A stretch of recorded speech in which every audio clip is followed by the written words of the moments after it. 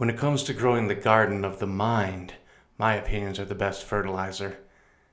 Oh wait, does that mean I just compared my opinions to manure? Oh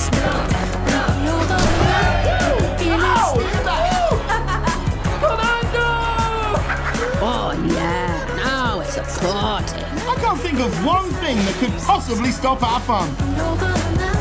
McGregor is coming! Everyone hide! Feel it spin.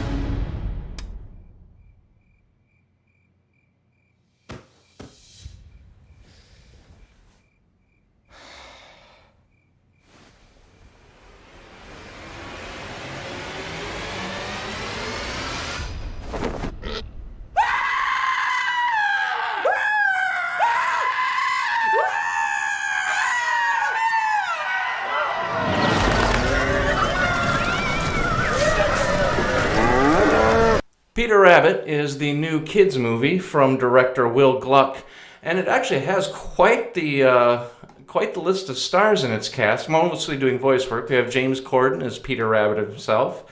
We have Domhnall Gleeson appearing as a real person in the film. Rose Byrne doing double duty as a voice and appearing as a real person, B.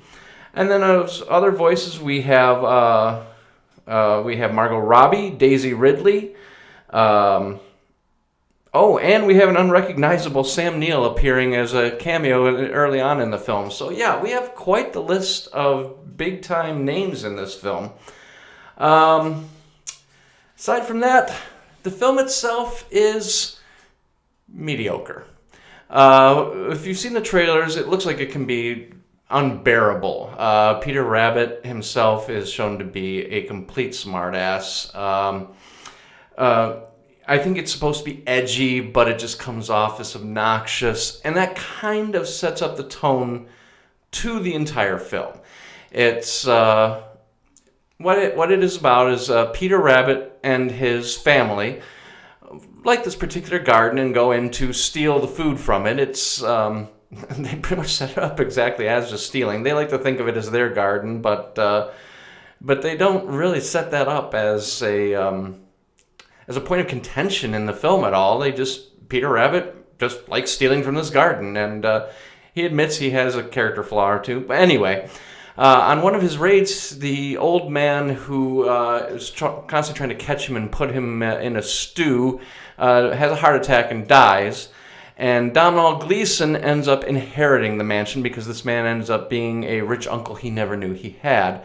And Domhnall Gleeson now wants to also kill Peter Rabbit and keep him from raiding his garden, and also starts a romantic relationship with the very nice lady who lives next door who does like Peter and lets him run freely through her garden as she feels like nature is owned by everybody. The wildlife was here first.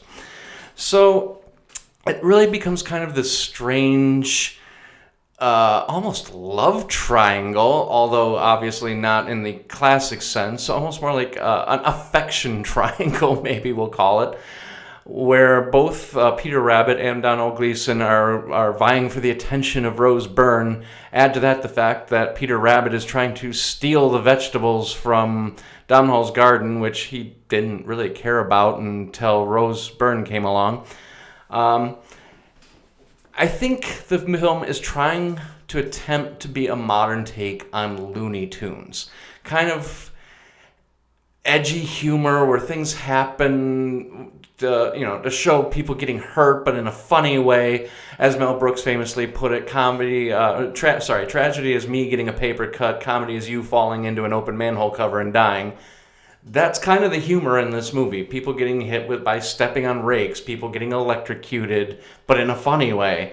So yeah, it's almost like you have a Looney Tunes cartoon, but it's not really a cartoon. It's half live action, half realistic animation, which is disturbing enough on its own, but also the writers and directors here just don't have quite a deft enough touch to really pull off the necessary tone.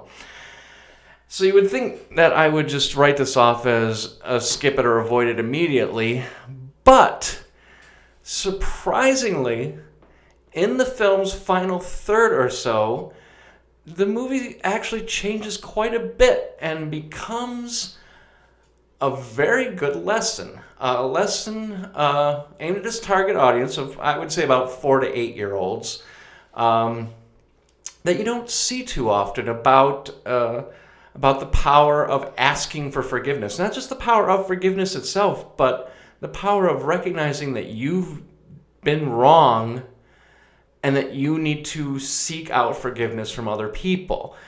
And at that point, it really becomes kind of a touching, nice story.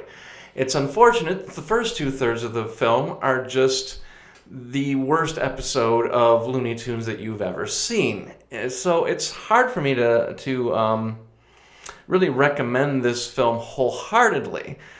However, I do think this film is worth going to if you have 4 to 8 year old children. Rough range. You'd have to judge for yourself, but and you want to talk to them afterwards about the lesson of the movie, because I think the movie, the lesson, ultimately is excellent, even if it takes a lot to get there. Are the adults going to get anything out of this film? Sort of. There's adults, there are definite adult jokes thrown in there. They're practically broadcasting, hey, this joke is for adults from time to time. The children will not get it. The problem is they're just as corny as the jokes aimed at the 4 to 8 year olds. They just don't notice that they are, they don't think that they are. But ultimately, it's a film that will get a few chuckles. Not every single joke misses. There are some honest to goodness, funny, creative moments in here. Just not enough to make it, worth most people's while.